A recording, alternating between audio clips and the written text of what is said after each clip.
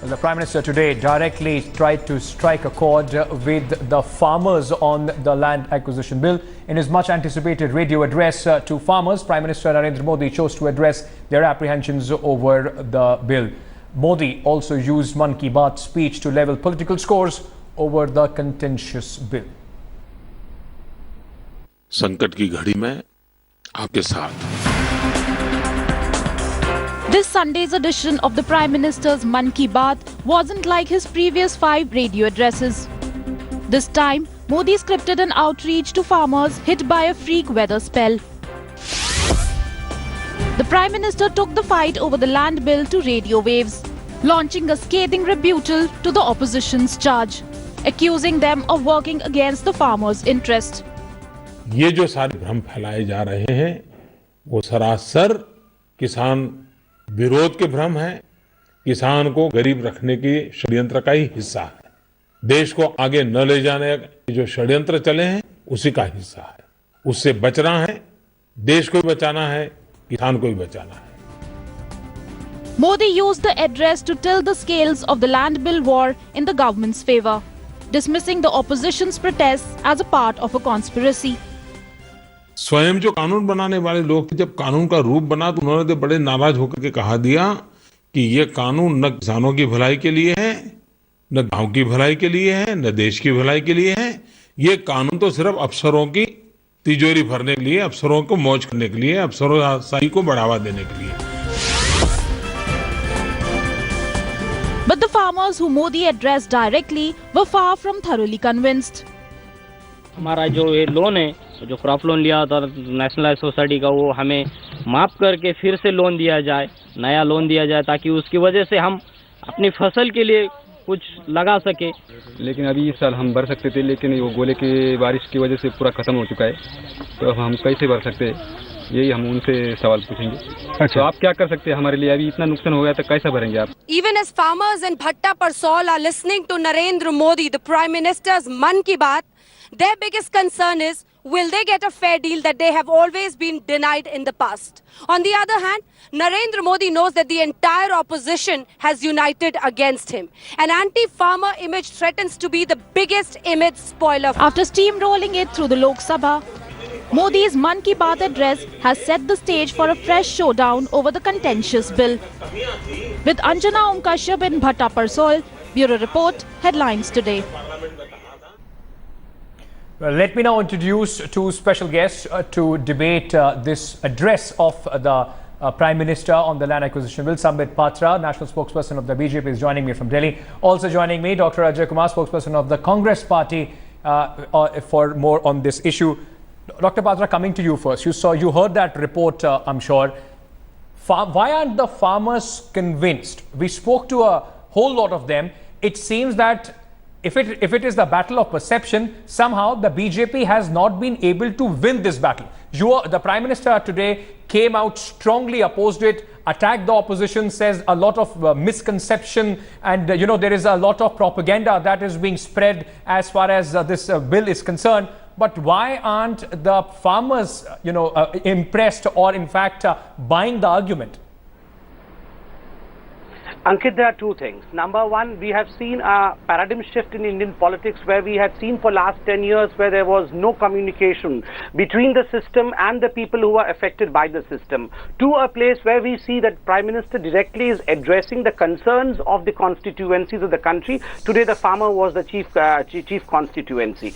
Secondly, there is no place for any kind of arrogance in my speech, in my statement today, where I would say that even if a single farmer of the country is not convinced, in Bharatiya Janata Party, this government and we all, Karyakartas of Bharatiya Janata Party, will try our best to see to it that we take to the farmers what the truth is, and we will allay away the fears from the minds of farmers just because Congress is opposing the bill for the sake of opposition. And thirdly, and very importantly, it is a very historic day today because said bare, the land acquisition bill has been discussed with the farmer by the Prime Minister. Yes. And let me remind you, Ankit, of the fact that the farmer, if at all, is unsatisfied satisfied today, Yeah. it is not because something has happened in this 6 months. Yeah. It's because of the compiling dissatisfaction in the mind and heart of farmer for the last 65 years, for which you should derive an answer from my able friend, Mr. Ajay Kumar from Congress. Okay, let me, I have a question on this, Sambit. I'll come back to that, but let me also get in Mr. Ajay Kumar on this. A direct attack on you,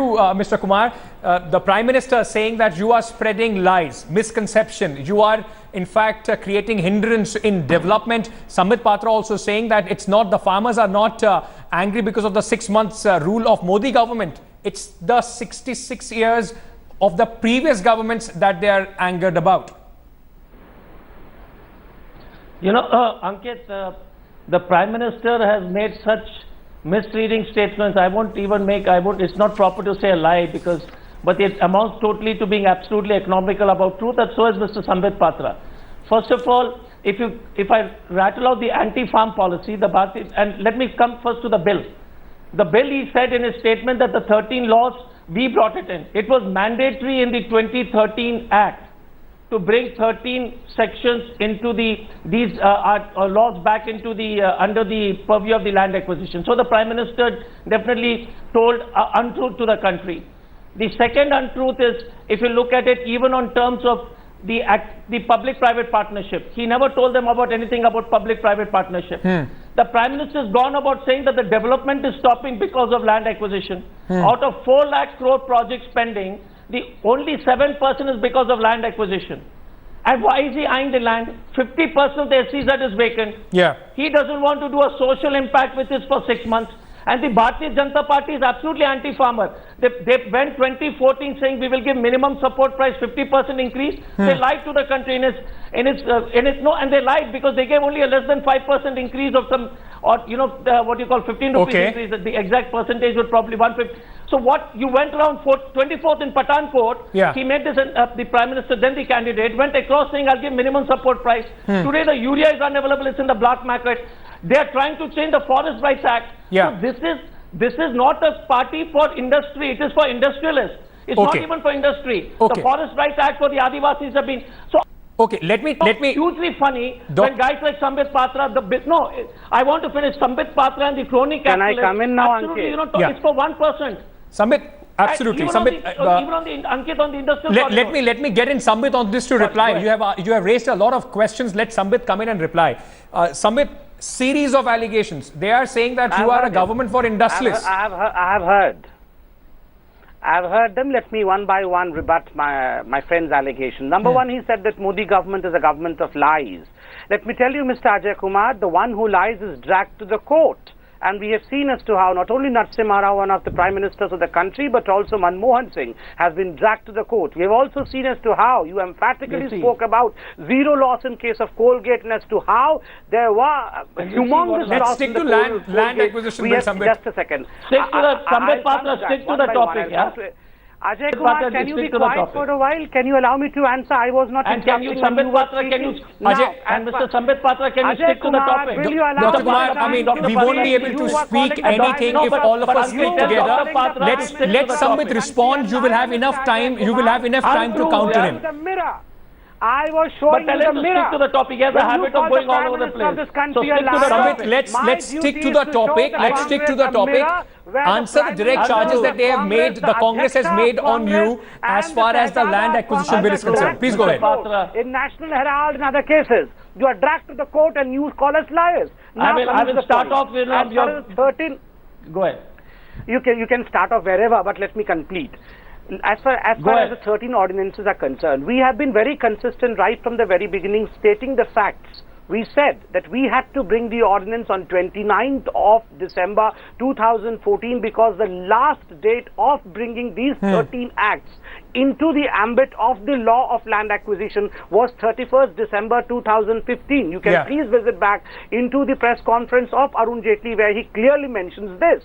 And because the long process of notification required 3 months of Parliament's time, there was no other option but to bring an ordinance. And the Congress has been questioning this ordinance as to why there was a hurry for ordinance right from the very beginning. The answer is, or else the whole thing would have lapsed. Now, the third question that you asked was about PPP, and Pradhan Mantri Shri Narendra Modi was absolutely right in saying that the ownership rests with the government. Only those projects where the ownership rests with the government will be taken into account. Not a single inch of land would be given for any private use to any private entrepreneur. And this has been brought about by an amendment. And lastly, you were talking about development. You said that land is lying vacant.